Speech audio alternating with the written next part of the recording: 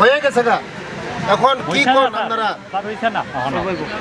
এটা কাটতে লাইছে হয়ে গেছে গা কালকে থেকে আদার ভালো হইব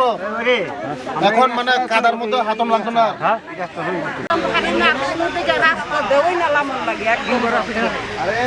রাস্তা কে দেয় না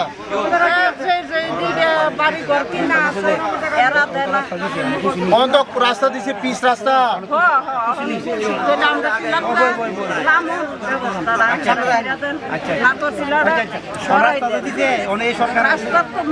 এই সরকারের ধন্যবাদ দেন নি মোদিজি রে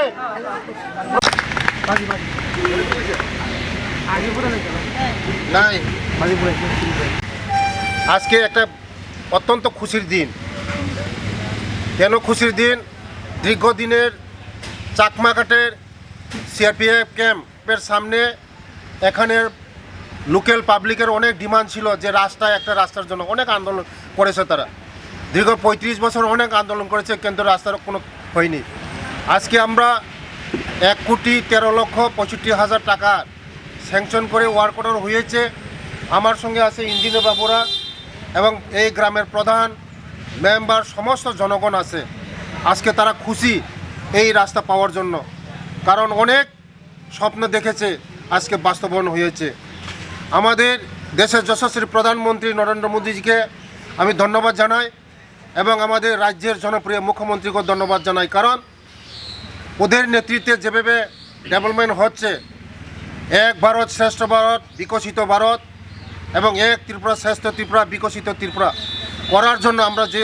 অঙ্গীকার নিয়েছি এই অঙ্গীকার আমরা বাস্তবায়ন করা যাচ্ছি এখন আমরা 2018 সনে এই রাজ্যে আমরা এসেছি গত 35টা বছর মানুষের কোনো চাহিদা পূরণ করতো না তারা শুধু গরিব বলতো সিপিএমরা মানুষেরকে ঠকিয়েছে রাস্তা নেই জল নেই পানীয় নেই কোনো ব্যবস্থা ছিল না আজকে আমাদের সরকার আসার পরে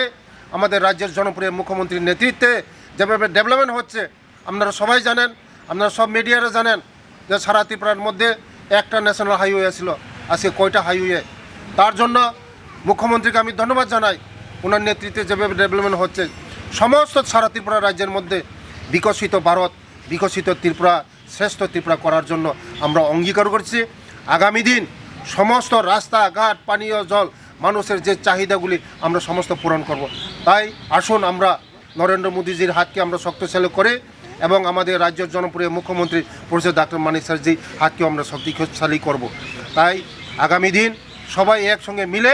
এই ত্রিপুরাকে বিকশিত ত্রিপুরা করি ধন্যবাদ।